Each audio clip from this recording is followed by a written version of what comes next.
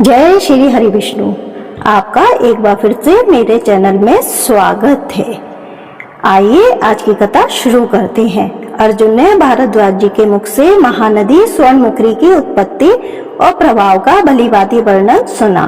उसके बाद पूछा, हे महामुने, स्वर्णमुखी नदी में किन किन पवित्र नदियों का संगम हुआ है और इसमें कहाँ स्नान करने से सभी पाप कट जाते हैं। तब भारद्वाज जी बोले, कुंती नंदन, सभी पाप कट जाने के कारण मनुष्य यमराज के भय को प्राप्त नहीं होता। तब भारद्वाज जी बोले, कुंती नंदन, अगस्त पर्वत से जहाँ पहल महानदी स्वर्णमुखी पृथ्वी पर उतरी है, उस तीर्थ में स्नान करके मनुष्य कृतार्थ हो जाता है। ये पावन तीर्थ त्रिभुवन में अगस्त तीर्थ के नाम से प्रसिद्ध है। उस तीर्थ में जो प्रयत्नशील साधक अपनी इंद्रियों को संयम में रखते हुए स्नान करते हैं, वे सभी फल प्राप्त कर लेते हैं। वहाँ सब लोगों को आनंद देने वाले अगस्त मुनि के द्वारा स्थापित किए हुए भगवान शिव अगस्तेश्वर के नाम से प्रसिद्ध है। उन महानदी में स्नान करके जो लोग अगस्तेश्वर की पूजा करते हैं, उन्हें 10 अश्वमेध यज्ञों का फल प्राप्त होता है। अगस्त तीर्थ से ईशान कोण की ओर 1 कोस की दूरी पर 3 तीर्थ हैं, और जो देव तीर्थ, ऋषि तीर्थ और पितृ तीर्थ के नाम से प्रसिद्ध है। वहीं पर अगस्त मुनि ने देवताओं, ऋषियों तथा पितरों का पूजन किया था। जो लोग स्नान करके उन तीर्थों में तर्पण करते हैं, वे तीनों ऋणों से मुक्त होकर अक्षय स्वर्ग को प्राप्त होते हैं। वहां से पूर्व उत्तर की ओर 2 योजन की सीमा में वीणा नाम वाली महानदी स्वर्णमुखी में मिलती है। इन दोनों नदियों के संगम में विधि पूर्वक स्नान करने वाले मनुष्य 10 अश्वमेध यज्ञों का फल प्राप्त करते हैं। वीणा से मिलकर परम पवित्र स्वर्णमुखी नदी पर्वत के दुर्गम मार्ग से उत्तर वाहिनी होकर गई हुई है। फिर पर्वत के बीचों बीच होकर विषम मार्ग से आगे बढ़ती हुई 4 योजन दूर जाकर प्रकाश में आई। वहां से पूर्व 1.5 योजन की दूरी पर उदकाल नामक मनोहर स्थान में ये महानदी पूर्व वाहिनी हो गई, अर्थात पूर्व दिशा की ओर बहने वाली हो गई। वहीं भगवान शंकर का अगस्तेश्वर नाम से प्रसिद्ध एक शिवलिंग है, जो स्मरण मात्र से मनुष्य के सभी पापों का नाश करने वाला है। जो मनुष्य उस महानदी में स्नान करके इंद्रियों को संयम में रखते हुए अगस्त मुनि के द्वारा स्थापित भगवान पार्वती नाथ का दर्शन करते हैं, वह अनेक जन्मों की उपार्जित पाप राशि को दूर करके अनंत काल तक स्वर्गलोक में सुख भोगते हैं। वहां से तीर्थ समुदाय से सुशोभित स्वर्णमुखी नदी पुनः आधे योजन तक उत्तर की ओर गई है। वह प्रदेश हिताल, ताल और शाल आदि वृक्षों से बड़ा मनोहर लगता है। वहीं व्याघ्रद नाम वाली नदी स्वर्णमुखी नदी में मिल गई है। उन दोनों नदियों के संगम में स्नान करने वाले श्रेष्ठ मनुष्य 10 अश्वमेध यज्ञों का पूर्ण फल प्राप्त करते हैं। व्याघ्रपद नदी के तट पर शंख तीर्थ सुशोभित है, जो सब पापों का नाश करने वाला है। अर्जुन, वहाँ शंखेश्वर नाम से प्रसिद्ध भगवान शिव विराजमान है। जो उस तीर्थ में भलीभांति स्नान करके भगवान शंकर का दर्शन करते हैं, वे 10 अश्वमेध यज्ञों का फल प्राप्त करके फिर देवलोक में जाते हैं। व्याघ्र संगम से 1 योजन भूमि आगे जाकर शुभ और निर्मल जल बहाने वाली मुनेन्द्र सेवित स्वर्णमुखी नदी वृषभाचल के समीप पहुंची है। वहाँ मंगलदायिनी काल्या नाम वाली पवित्र नदी स्वर्णमुखी में आकर मिली है। वह वृषभाचल से प्रकट हुई है। तीर्थराज से उसकी शोभा और भी अधिक बढ़ गई है। नदियों में उत्तम काल्या नदी पाप समूह का नाश करने वाली है। उन दोनों नदियों के संगम की महिमा बदलने में भला कौन समर्थ है। जहाँ नदी के बीच में ब्रह्मशिला विराजमान है और अगस्त जी की तपस्या के प्रभाव से जहाँ गया तीर्थ का वास है। उन दोनों नदियों के पवित्र संगम में स्नान करने वाला मनुष्य 100 पुनरिक यज्ञों का फल प्राप्त करता है और उनके ब्रह्म हत्या आदि सभी पाप नष्ट हो जाते हैं। इसके बाद महानदी स्वर्णमुखी के उत्तर भाग में आधे योजन दूर सुप्रसिद्ध वेंकटाचल पर्वत विराजमान है, जिसकी ऊंचाई 1 योजन की है। भगवान मधुसूदन ने पहले 12 शरीर से पर्वत को अपने रहने के लिए स्वीकार किया था, इसलिए श्रेष्ठ पुरुषों ने इसे वरा क्षेत्र कहा है। वेंकटाचल पर भगवान विष्णु श्री लक्ष्मी जी के साथ सदैव निवास करते हैं। जो लोग वेंकटाचल निवासी जगदीश विष्णु का स्मरण करते हैं वे सब दोषों से रहित होकर सनातन अविनाशी पद को प्राप्त होते हैं। अर्जुन ने पूछा, महामुने लक्ष्मीपति भगवान विष्णु परम पवित्र वेंकटाचल पर कैसे प्रकट हुए? किस पूर्णात्मा पर प्रसन्न होकर उन्होंने भोग और मोक्ष प्रदान करने वाले अपने अद्भुत रूप को प्रकाशित किया है? अर्जुन का प्रश्न सुनकर भारद्वाज जी बोले, कुंती नंदन, पूर्व काल में भागीरथ के तट पर यज्ञ दीक्षा परायण तथा विशुद्ध ज्ञान से विशुभित महात्मा राजा जनक से वामदेव जी ने जो पाप नाशक कथा कही थी वह भगवान विष्णु के कीर्तन से युक्त होने के कारण सबको पवित्र करने वाली है। वही कथा अब मैं तुम्हें सुनाऊंगा। भगवान नारायण ही सभी प्राणियों आदि के कारण हैं। संपूर्ण विश्व उन्हीं का स्वरूप है। वे जगत के सृष्टा हैं। उनका स्वरूप चिन्मय और निरंजन है। उनके सहस्त्र मस्तक, सहस्त्रों नेत्र और सहस्त्रों चरण हैं। उन्हीं के तेज से ये संपूर्ण जगत प्रकाशित है। उनसे बढ़कर तेज, उनसे बड़ा तप, उनसे बड़ा ज्ञान, उनसे बड़ा योग तथा उनसे बड़ी विद्या भी नहीं है। वे भगवान श्री हरिदास समस्त प्राणियों में विद्यमान है।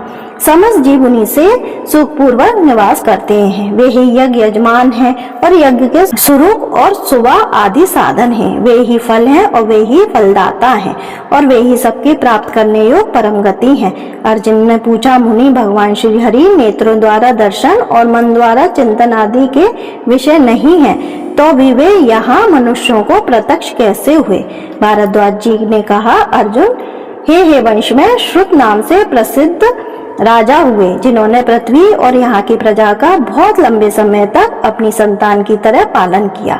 उनके पुत्र शंख हुए जो सभी गुणों के निधि और सभी शास्त्रों में कुशल थे। उन्होंने भी पृथ्वी का न्यायपूर्वक शासन किया। कमल के समान नेत्र वाले जगदीश्वर भगवान विष्णु में राजा शंख की निश्चल और अनन्य भक्ति थी।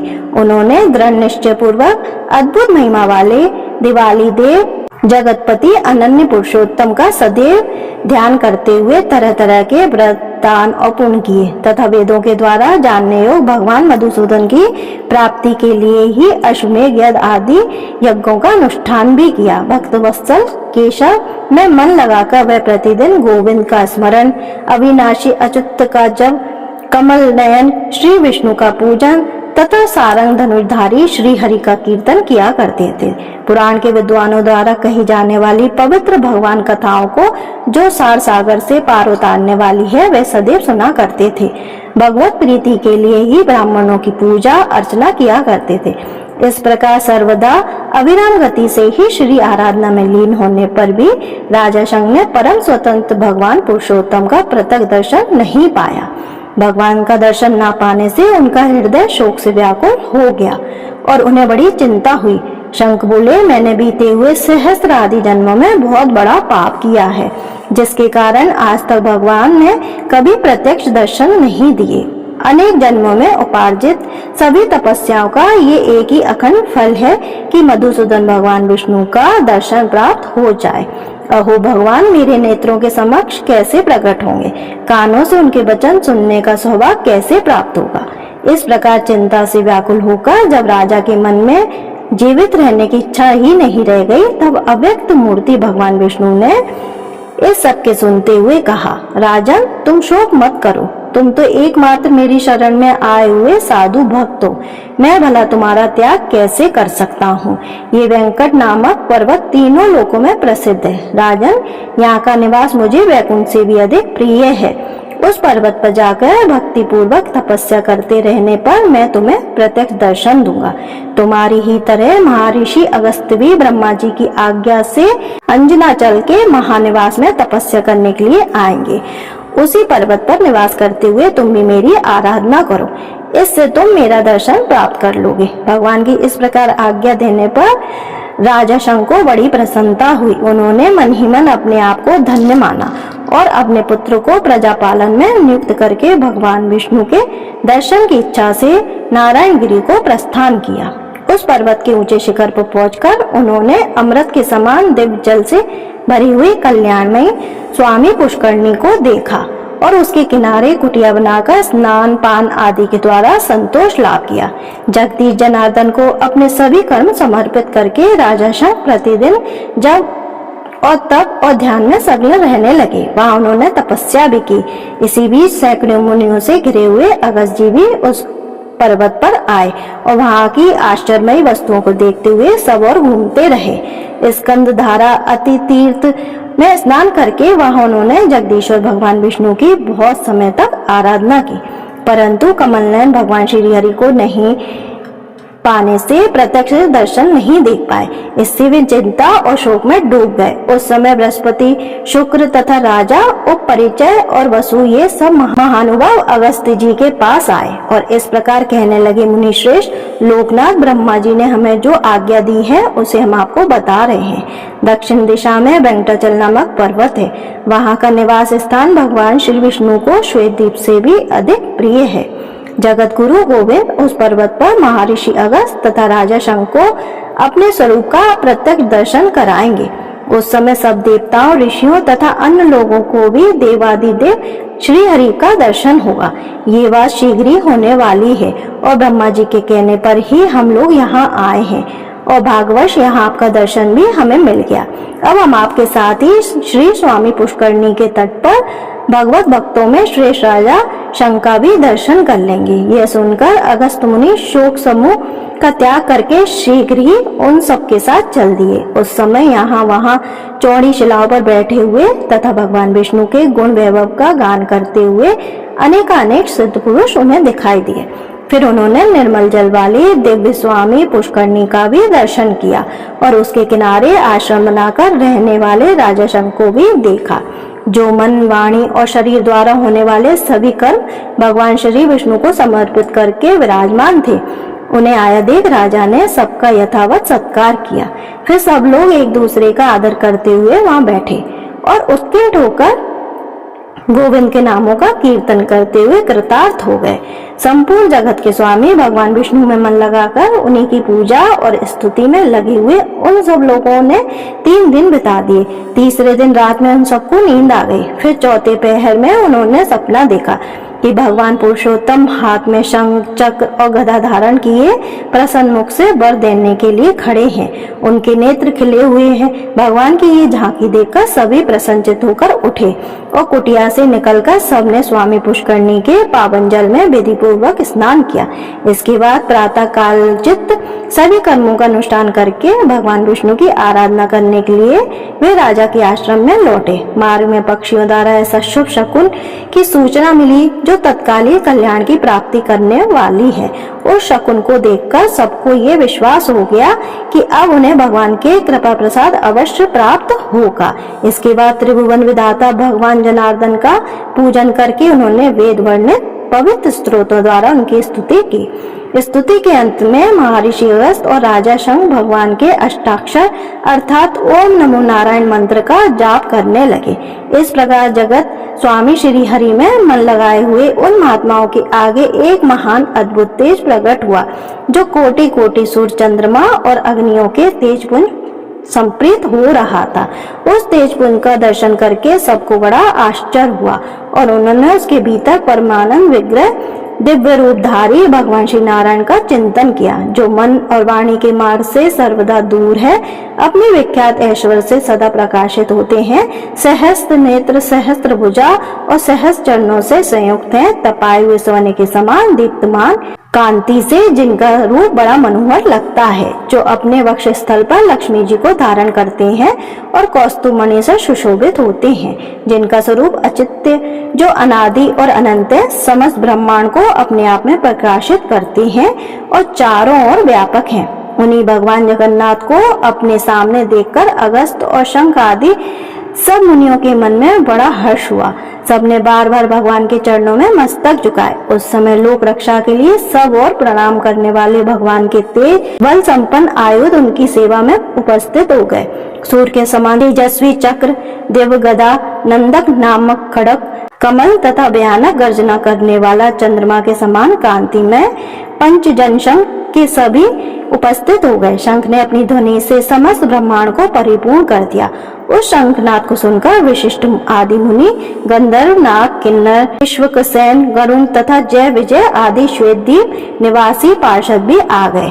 देव वृक्षों से उत्पन्न परिजात आदि पुष्प की वहां अद्भुत वर्षा होने लगी, जिसकी घनीभूत सुगंध से सबका अंतकरण प्रसन्न हो गया। भक्त वत्सल कमल नयन भगवान विष्णु को प्रसन्न देखकर सभी देवताओं और ऋषियों ने तरह तरह के स्रोतों से साष्टांग प्रणाम करके उनकी स्तुति की। ब्रह्मादि देवता बोले, दया सागर भगवान विष्णु आपकी जय हो, हे कमल नयन आपकी जय हो, समस्त लोगों को एकमात्र वर देने वाले भक्त आरती भंजन आपकी जय हो, जय हो। आपका अनंत अविनाशी है, परम शांत है, मन और वाणी की आप तक पहुंच नहीं है। आपका स्वरूप विशुद्ध सच्चिदानंद है, आपको सम्यक रूप से कौन जानता है। विद्वान पुरुष आपको सूक्ष्म से भी अत्यंत सूक्ष्म, स्थूल से भी स्थूल सबके भीतर विराजमान है, प्रकृति के परे अचित पुरुष कहलाते हैं। माया के अधीन रहने वाले देहाभिमान पुरुषों में से कौन भला आपका वर्णन करने में समर्थ है। प्रभु आपका ये स्वरूप अत्यंत भयदायक है, इसे देखकर हम भय से उद्विग्न हो रहे हैं। इसलिए आप शांत स्वरूप धारण करके ब्रह्मादि देवताओं के द्वारा इस प्रकार स्तुति किए जाने पर भगवान गरुड़ध्वज ने उसी क्षण स्वरूप धारण कर लिया। उनका मुख चंद्र मंडल के समान शोभा पाने लगा, प्रचंड तेज अब शांत हो गया। श्री अंगों की श्याम कांति नील कमल दल के समान सुशोभित हो गई। दिव्य शरीर पर सुनहरी रंग का पीतांबर छवि पा रहा था। अब भगवान रत्न में आभूषणों से विशोभित दिखाई देने लगे। उनके चारों हाथ शंख, चक्र, गदा और पद्म से सुशोभा पा रहे थे। भगवान लक्ष्मीपति के इस मनोहर रूप को देखकर सबने उन्हें बार बार प्रणाम किया। भगवान के अविश्व वरदान से ब्रह्मादि देवताओं को संतुष्ट करके मुनिश्रेष्ठ अगस्त्य जी से कहा, मुनीन्द्र, तुमने मेरे लिए कठिन व्रतों का अनुष्ठान करके बहुत कलेश उठाया है, इसलिए मैं तुम्हें अविष्ट वरदान दूंगा। बोलो क्या चाहते हो। भगवान लक्ष्मीपति का यह वचन सुनकर अगस्त्य जी के सभी अंगों में रोमांच हो गया। फिर भी भगवान को बार बार प्रणाम करके बोले, प्रभु आपने जो मेरा इतना आदर किया है, इसी से मैंने जो भी हवन किया है, जो भी तप स्वाध्याय और श्रवण किया है, वो सब सफल हो गया। भगवान मैं तो आपको ढूंढ रहा था और आप मुझे ढूंढते हुए आ गए। आपकी कृपा से मैं सब कुछ पहले ही पा चुका हूँ। माधव, इस समय बहुत सोचने विचारने पर भी मुझे कोई भी ऐसी वस्तु नहीं दिखाई देती जो मांगने लायक हो, इसलिए आपके चरण और बिंदों में निरंतर ऐसी ही भक्ति बनी रहे, यही कृपा कीजिए। स्वर्णमुखी नदी के जल में स्नान करने जो लोग वेंकटाचल पर विराजमान आपके दर्शन करें, वे भोग और मोक्ष के भागी हो जाएं। भगवान थोड़ी आयु वाले अज्ञानी मनुष्य व्रत, स्वाध्याय और कर्मों द्वारा आपका दर्शन नहीं कर सकते, इसलिए सब पर कृपा करने के लिए सदैव उस पर्वत पर निवास कीजिए और सबको मनवांचित वस्तु देने वाले हो जाइए। तब श्री भगवान कहने लगे, हे ब्राह्मण, तुमने जो प्रार्थना की है वह सब पूर्ण होगी। आज से बैकुंठ नाम वाले इस पर्वत पर मैं सदा निवास करूंगा। स्वर्णमुखी नदी के जल में स्नान करके अपने पाप पंख को धोकर जो लोग एकाग्रचित्त से इस वैकुंठ शैल पर मेरा दर्शन करेंगे, वे बार बार जन्म मरण के बंधन से रहित तथा केवल परमानंद से प्रकाशमान मेरे परम धाम को प्राप्त होंगे। जो मनुष्य जिन कामनाओं की इच्छा से यहाँ आकर मेरा दर्शन करेगा, वो उन कामनाओं को निसंदेह प्राप्त कर लेगा। बस मुनि से ऐसा कहकर भगवान विष्णु ने राजा शंख की ओर देखा और ब्रह्मादि के सुनते हुए कहा, राजन, मैं तुम्हारी भक्ति से बहुत संतुष्ट हूँ, तुम कोई मनवांछित वर मांग लो। तब राजा शंख बोले, भगवान आपके चरण कमलों की सेवा के अलावा मैं दूसरा कुछ भी नहीं मांगता और ना ही मांगना चाहता हूँ। आपके भक्त जिस गति को पाते हैं, उसी उत्तम गति के लिए मैं भी याचना कर रहा हूँ। श्री भगवान कहने लगे, शंख, तुमने जो कुछ भी मांगा वह सब उसी रूप में तुम्हें प्राप्त होगा। मेरी सेवा में लगे रहने वाले कल्याण में पुरुषों के लिए भला कौन सी वस्तु दुर्लभ है। इसके बाद ब्रह्मादि सभी देवताओं को विदा करके भगवान कमल ने श्री विष्णु वहीं अंतर्ध्यान हो गए। अर्जुन, ये वेंकटाचल का प्रभाव तुम्हें बताया गया है। इस पवित्र कथा को सुनने के बाद सभी मनुष्य पापों से मुक्त हो जाता है। ब्रह्मांड में भगवान वेंकटेश्वर के समान दूसरा कोई देवता न हुआ है न होगा। और वेंकटाचल के समान कोई भी तीर्थ स्थान नहीं हुआ है और ना होगा। स्वामी तीर्थ के समान सरोवर अन्यत्र कहीं नहीं है। जो मनुष्य प्रतिदिन प्रातःकाल उठकर भगवान वेंकटेश्वर का स्मरण करते हैं, मोक्ष उनके हाथ में है। जो श्रेष्ठ मनुष्य वेंकटाचल का यह महत्व सुनते हैं, उन्हें इस लोक और परलोक में भोग और मोक्ष प्राप्त होता है। तो इसी के साथ आज की कथा संपूर्ण होती है। आगे की कथा वैशाख मास की जारी रहेगी। आपको अगर मेरा ये वीडियो अच्छा लगा तो आप मेरे वीडियो को लाइक करें, शेयर करें, चैनल को जरूर सब्सक्राइब करें। धन्यवाद दोस्तों।